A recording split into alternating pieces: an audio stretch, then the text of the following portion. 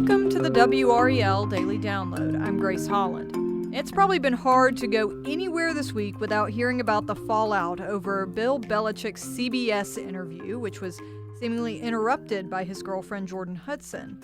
On Wednesday, Belichick defended Hudson, saying it was a false narrative that she was controlling that interview about his new book. Joining me is WRAL Investigative sports reporter Brian Murphy, here to explain how we got to this point. So, Brian, thanks for being here. Thanks for having me. It's a long way to this point. Yeah, right, because it's not just this, and we'll get into that. It's been an interesting road since Bill Belichick was named head coach of the Tar Heels. But when it comes to this, when did this interview air, and what did the viewers of that interview see? Yeah, it aired on Sunday morning on CBS's Sunday morning program. And what you saw if you were a viewer was, kind of a traditional sit-down interview with Bill Belichick where he's talking about his book. But toward the end of the segment, it really gets into Jordon Hudson, who is his 24-year-old girlfriend. Bill says in a statement they have not only a personal relationship but a professional one as well. And she sort of served as the PR interest at this interview. And CBS during the piece mentions that she interrupted a question about how they met. You can hear that during the piece, and then proceeded to show some still images of her standing up, talking to Bill, saying she was a constant presence during the interview and interrupted several times. That's some of the subsequent reporting that's come out. Tuesday, she wrote that she posted a statement from Bill on her Instagram page, basically saying, the way I want to promote this book is to talk about what's actually in the book. And then Belichick, through the University of North Carolina, released a long statement, as you said, defending Hudson's role and saying that CBS didn't follow, the agreed-upon topics that they said they would talk about. I mean, the interview started, bizarrely enough, with Belichick wearing a Navy sweatshirt with a hole in it. I mean, and Jordon Hudson was also wearing a Navy sweatshirt. I'll remind the listeners that Bill Belichick is being paid $10 million a year by the University of North Carolina and is wearing another school's sweatshirt during this interview. So the whole thing was pretty bizarre. Okay, and so what has the social media reaction to that interview been, given kind of the interesting nature of it? Yeah, so the video clip got just tons and tons of interest across the internet. It's been mentioned on The View and you name it, Inside Edition, TMZ, talking about very non-sports specific programs. And for the most part, the reaction's been, I would say that the reaction for the most part has been that Hudson is like controlling Bill Belichick. She stopped this interview. It comes on the heels of some emails that indicated Bill Belichick wanted her CC'd or copied on emails that got sent around internally among the athletic department at UNC.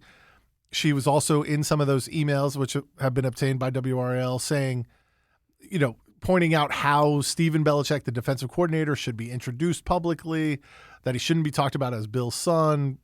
She also complains that there's some comments on UNC's social media accounts that call Bill Belichick a predator and they need to be deleted immediately. So she's clearly had a hand in sort of shaping the public image of Belichick and the Belichick hire at UNC. And then you add in this interview where she seemingly interrupted the interview to say, we're not going to talk about how we met, even though that's public. Mm-hmm. They've made it public. And so the perception has been 24-year-old, social media influencer, run amok, controlling Belichick. I don't know that that's a fair perception, but I think that's been the perception out there.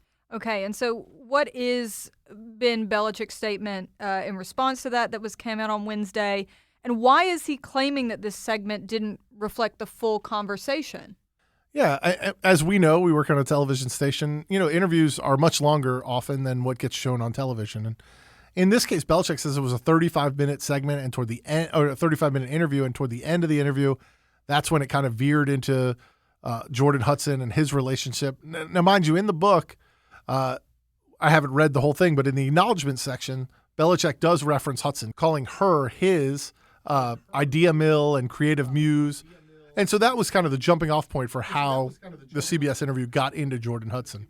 Okay. And then asked sort of an innocuous question about how they met.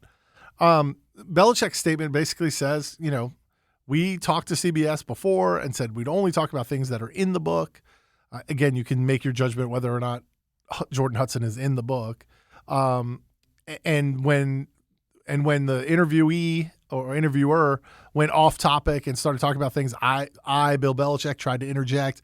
And that's when Jordon got involved, and she was just doing her job by doing that. She wasn't trying to control the interview. She was trying to keep it among the parameters that we had set before the interview. That's Belichick's statement.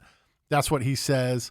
And so I think from one standpoint, they've turned what would have been a one-day story now into a 3 or 4 day story. People are still talking about this. And now he looks like he's defending not only his someone he has a professional relationship with, but someone he has a personal relationship with.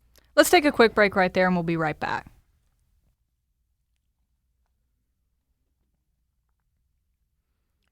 Brian, before the break, you kind of got a little bit of who Jordon Hudson is in there, but I mean, outside of sort of being Bill Belichick's girlfriend and her social media presence, I mean, who is she? She kind of just came out of nowhere, I think it feels like, for some people. And then what do we know about how we met based on what she has posted?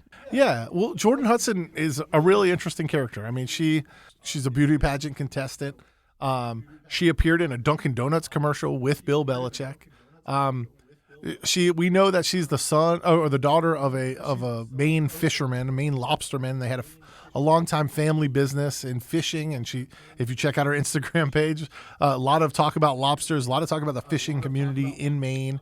She lists herself as an entrepreneur, and she holds. She's listed as the manager on about 15 or 16 different corporations in Massachusetts, many of them tied to Bill Belichick.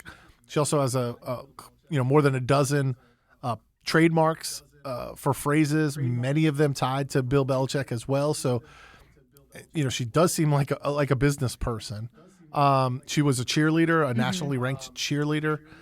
So she has sort of her own profile, and now she's tied to Belichick in many ways. According to the story they've told, they met on an airplane in February of 2021. It appears that they started dating somewhere in 2023. And, she's posted this on social media, and in Bill Belichick's statement on Wednesday, he points out, we've told the story many times. We met on an airplane in February of 2021. So, there have been wild speculation on the internet about how they met or why they met, all these things. And I know there's only so much they can do to control some of that, but this does feel like spin in a lot of ways to defend Jordon Hudson and what the CBS interview looked like. And what is the context of this back and forth since Bill Belichick was named the Tar Heels head football coach? You mentioned the email stuff, but it's kind of like a part of just a really big change. Yeah, I mean, Bill Belichick was handed kind of the keys to the kingdom for UNC football. He hired one of his close confidants in Mike Lombardi to be the general manager. He hired 2 of his sons to be on the coaching staff. He hired other coaches that he's very familiar with or has worked with in the past. It really does feel like Bill Belichick's kind of fiefdom over there in Chapel Hill as part of the football team. And now there's Jordon Hudson, who has been involved in all kinds of stuff. I mentioned some of the emails, but she's accompanied him to basketball games. She was at the introductory press conference. She was at the final spring practice. It looked like she was miking him up, during the middle of practice at one point. She attended a Carolina Hurricanes game with him, at which he was booed by the crowd. So, and then she posts consistently on social media pictures of her and Belichick doing what she called Pilates, but using Bill's name on a beach. It's just, which again, if you're in a couple, that's fine. That may be something you do, but to be the 73-year-old head coach at the University of North Carolina, that is out of character. At least the character that we thought Bill Belichick was. Grumpy football coach, demanded total control of all things, won a bunch of Super Bowls. Now to see him getting dressed up, going on the red carpet with her, or doing Pilates on a beach with her, dressing up as a fisherman and her as a mermaid for Halloween, and taking photos and putting it on social media. I think the sharp contrast of what we thought Bill Belichick was and this version of Bill Belichick, I think, is part of the story. Right. That's sort of what's generating some of this conversation, for sure. So is this having any effect on recruiting in this new era of UNC football, or just sort of how fans are feeling going into this first season with Bill Belichick at the helm?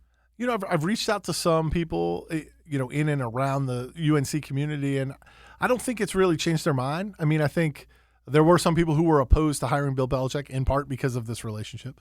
But most people were on board thinking he's the guy who's going to solve UNC's football problems. And quite frankly, he's 0-0. He hasn't had a chance. I mean, they've brought in a lot of players. They've run off a lot of players.